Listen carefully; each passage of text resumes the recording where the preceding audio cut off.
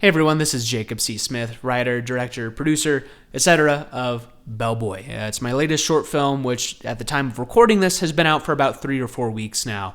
And to kind of celebrate a bit of a milestone, it's hit over 10,000 views at this point, which kind of blows my mind. And if you've supported it and watched it at this point, greatly appreciate that. It really does mean a lot.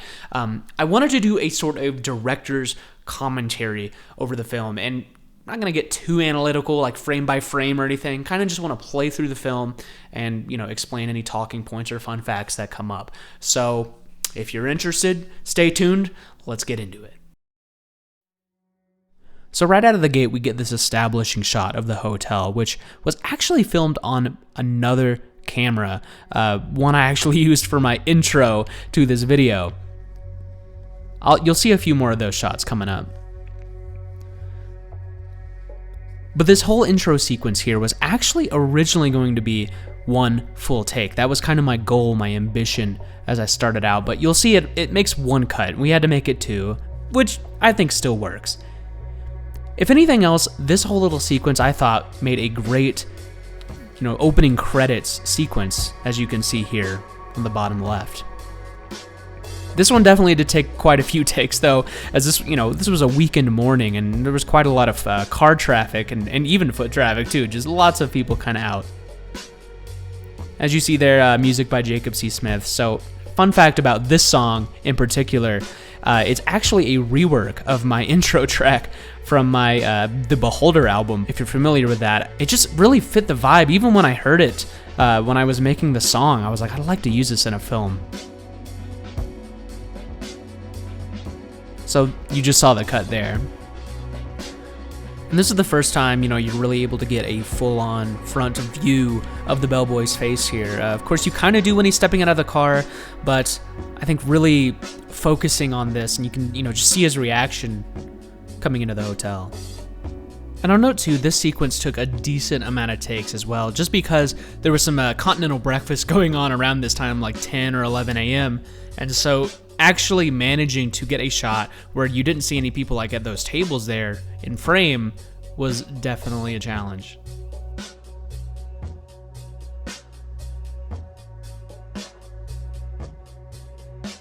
So that's Ashton's friend Malachi there, and he was very generous to play an extra at this bit. And of course this little hotel key card bit, he's kind of expecting a tip here, but no, just a spare key. And I could have made that a little more obvious if I had another cut, but I wanted it to be a little more seamless. So there's the title.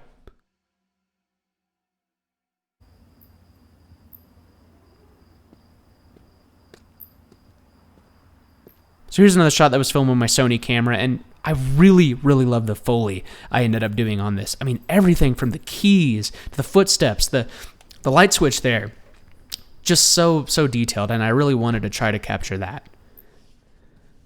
So funnily enough, these shots right here were some of the very first ones that we did for this film. You'll notice any shots inside the apartment here were filmed in 2022, anything at the hotel, 2023. So this film was definitely dragged out for a bit of time, even though they were just 2 weekends, really, that we ended up filming this whole thing. Just the time setting it up, getting everyone together, that was a whole challenge on its own.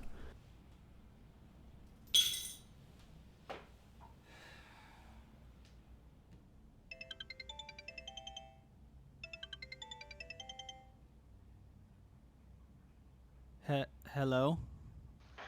Hello, son.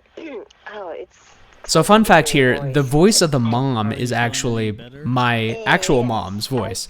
If you've seen any of my previous short films, like The Beneath, for example, you'll know that she did the grandma voice in that film as well. So it's almost kind of become like a bit of a running gag that she's just like the, the caring figure over the phone, right? Forget about me now.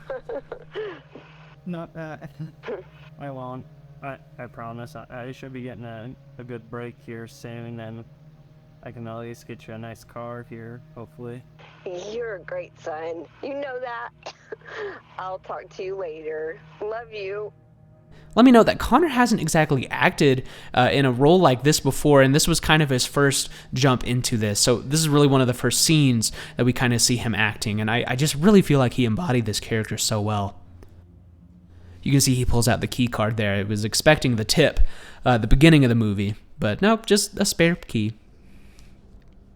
So this is the shot used in the teaser trailer, of course. Really, really like just the framing on this. I think Mason did a great job setting this up. Again, more Foley with the footsteps. Just everything down to the click, you know, and even these little taps. If you can kind of hear that. And I keep it playing over this shot here too. Just really building up some of that low-key suspense. I think this film starts off very slow.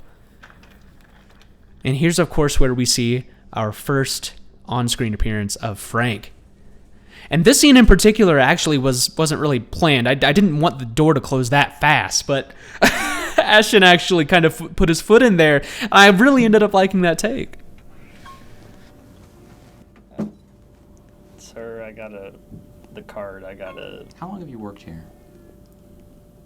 It's 1 year? 2 year? Going on 3? 1 second. I would really like if you could take that. I initially wanted Frank to kind of make fun of the Bellboy's outfit here. Be like, you know, do they make you wear that kind of thing? yeah. But I really quite enjoyed the framing of this shot because it's so uncomfortably close. Part of that was due to necessity, though, because there were mirrors all around this elevator, as you'll see I soon. appreciate that. Now, 431. 431. The biggest pain of these elevator scenes, let me tell you, they would always automatically go to the first floor after a set amount of time, so we had to be quick. Of course, assuming there wasn't a guest that would actually come onto the elevator, too. So we're back to the apartment scene. So any of these you see Clayton Potter filmed, and my goodness, the lighting in these are just so amazing. I mean, this looks like something out of like Better Call Saul. That's what I was kind of having in mind when I went into this a little bit. I was watching a lot of it then. So here's a bunch of these little business cards. I actually printed out tons of these. It would have been nice to get a more official, like, you know, card, but I think it gets the job done. Look, it's rolled up in cash. However, how else are you going to do that? So we have another phone sequence here, of course, this time with Frank. You really don't get to see a lot of the behind the scenes with Frank's character. A lot of it is quite mysterious. You know he has some sort of authority, but where that's coming from or who's pulling the strings, not really made clear. So it's just a good exchange here. Of course, being the director, you know, at this time we actually didn't know who was going to play Frank. I had an idea, but I was, of course, over in the corner reading Frank's lines here, and so, you know, through overdubbing, Ashton, you know, recorded the vocals, and I kind of put the phone filter on. Tip I gave you earlier. I'll see you tomorrow.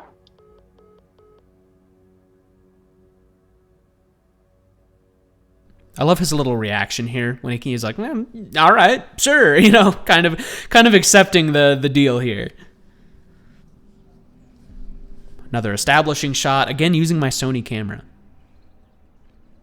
And we get a bit of a fade here, just to show that, you know, he's been waiting for a minute.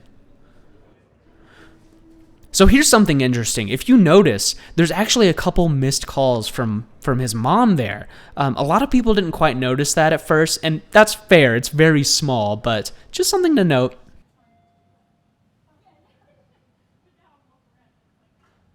And of course, here's the director's cameo. Floor 2, please. And originally, I was going to have another friend kind of play this role, but, you know, sometimes with limited cast and crew, you just got to get a bit creative. So you ever been to the spa here? Definitely. Definitely. They could help you relax. This was definitely a fun role to try out, just kind of the, you know, the gruff client. But then Frank, of course, steps on as well. All right. Again, these elevator scenes just took so long to coordinate. Of course, part of that was due to the fact that if left alone for long enough, the elevator would just automatically go down to the first floor. So to say we had a little bit of motion sickness out of this film is an understatement. Now, if you notice in that Foley there, I love how it sounds like there's like workers and they're like, oh, bye, have a good one. You know, it sounds so natural. So here's the big reveal, but it's not actually a reveal. I've had that question a lot of like, okay, you know, he drops the bag. What's in the bag? I don't know. Could be a few things. What do you think? Leave a comment. Hey. I love this little part. His reaction there. Appreciate what you've been doing. You know, just kind of embodying my inner Jesse Pinkman for this role. And then, you know, you can see his confidence is kind of growing at this point. Now, coming up here, the montage sequence, probably my favorite bit out of the whole thing. If not to edit, you know, just to see it kind of come together. Of course, I had it in the script like this, where, you know, it was kind of split up into like an A, B, C sort of fashion, right?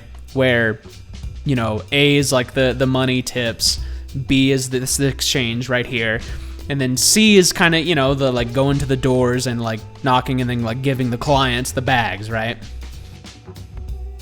I spent a lot of time on this song as well. Went for a lot of kind of new jazz influence, and that's in you jazz. You know, I was listening to a lot of Eamon Tobin, like permutation around this time, and that definitely influenced a lot of this soundtrack. And I'll note with these balcony scenes, these were on like the second floor, and we shot them from like the bottom, like atrium, you know, lobby level. So, you know, it would kind of give it a bit of a different angle.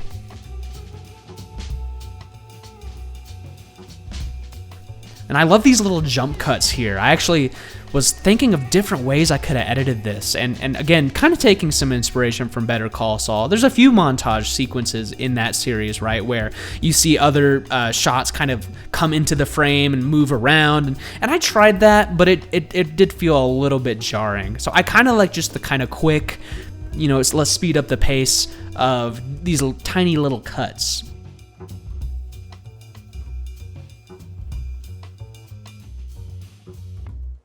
And I love, you know, editing the music to end right on that beat, cutting to the next kind of sequence in this film, I would say. Now, some people were asking what the water noise is in the background. Someone was like, is that the spa? It's actually a little water fountain. You might see it at some point here. I gotta go. Yeah, there's the fountain. So here you can see the mirrors now on the elevator. And again, this was such a difficult thing to frame and set up without getting the camera in the view. Sorry, only employees are those. So that's my brother there. A lot of people think we're twins, Right. but no, that is Of course, yeah. I'm a few years older. Right. But I thought he would play such a great security guard. Suspicious activity. And it's funny because No. Grant and Connor here, you know, I mean, they're great friends in real life. And so I was like, well, this is just like a natural fit. Right. Of course.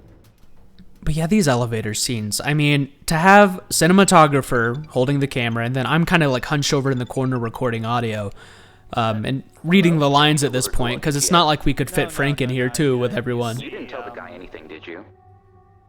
No. You know, and it's funny to think for Bellboy, the whole concept of this film was actually sort of a joke. Me and my brother were on an elevator at another hotel, and we were just like, hey, you know, wouldn't it be funny? Like, just imagine our friend Connor, like, just we stepped in and he's like a bellboy, and he was like, what floor would you like to go to? You know, because he's kind of got a dry sense of humor. It was just such a funny concept that, you know, I ended up kind of running with it, and, you know, here we are. Well, speaking of running, this is another scene I quite enjoy. Again, the music I think really adding a lot to it. But the technique we use here, sure, we could have just followed him, but I had a lot in my mind, especially when we were location scouting, to kind of have the camera and the actor go separate ways here and then meet back up. So again, this was kind of another difficult thing to coordinate. We actually had Malachi, the other PA, he was around the corner kind of telling Connor, like, hey, okay, now go, you know, because it wasn't perfect synchronicity. We kind of had to plan it.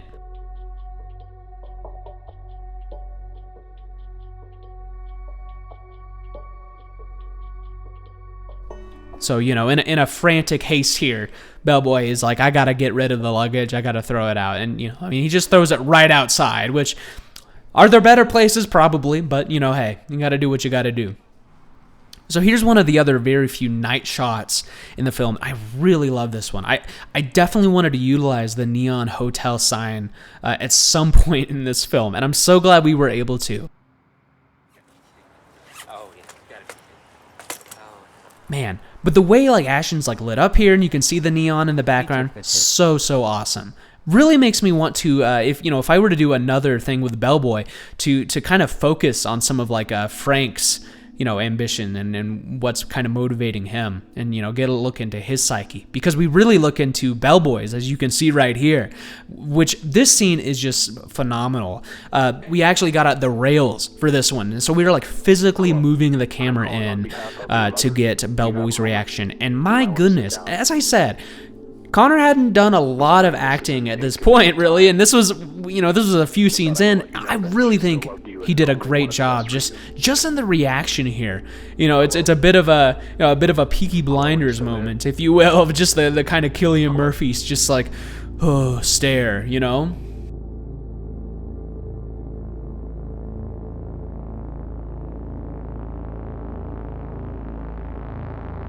But yeah, that's just such a powerful moment. And, you know, it's funny because originally in the script, I was going to have the mom not really like Bellboy, kind of like everyone else, but Hey, Bellboy. I don't really think it would have hit as hard. So this bit right here is actually a combination of two scenes. This was on the last day we filmed, and we just didn't really have time to like do two separate scenes. So instead, we combined them. So this is the first scene right here, and again the framing here with the security left, Bellboy right, and then Frank coming up through the middle. And you might notice his shirt changed, the inside of his shirt. Normally it's been yellow throughout the rest of the film, but on this last day, you know, it's really solidifying his character. And that was totally Ashton's idea. I loved it. But this little moment right here where you can see Bellboy jump, you know, I mean, I think you know, Frank genuinely kind of frightens him in this moment. What, the tip's not enough? There's the luggage. Yeah, such a great little moment, though. I audibly shouted, I was like, that's it. You know, after that take, that was just so awesome. So we get a bit of a turn here, and, you know, he's like, okay, I gotta tell him something, you know. And I actually edited this, I wouldn't say last minute, but after some feedback, I actually did. I changed the color grading and the lighting on this scene, because it was a bit difficult at first, from what I found, that this was like an imagined sequence. So, and you can tell there, I added a lot of the reverb to the please, and then the hard cut to this. Which, you know, a few people pointed out, it's a bit like Joker-esque, right? just elevator, and we're just holding on it. And I thought of adding a bit more to the end of this, of like showing him walk out with the luggage, but I feel like just the simplicity of just the brutal reaction kind of says enough.